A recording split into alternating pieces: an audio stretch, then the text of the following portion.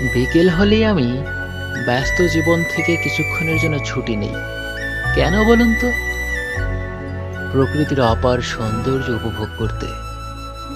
আর সেটা যদি হয় এরকম একটা পরিবেশে, যেই গ্রামে নদী বয়ে চলে, শিশির ভেজা ভোরে পাখিরা সুর তোলে, সেই গ্রামের চেয়ে শান্তি আর কোথাও নাই ভাই। নানান ব্যস্ততা কিংবা দায়িত্বের ভারে জীবনের এই ছোট্ট শান্ত মুহূর্তগুলো হারিয়ে যায় অজান্তেই।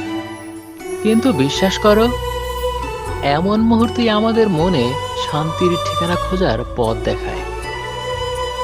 প্রকৃতির মাঝে লুকিয়ে থাকে আত্মার প্রশান্তি, যেটা খুঁজে পেতে হলে বন্ধুত্ব করতে হবে প্রকৃতির সাথে।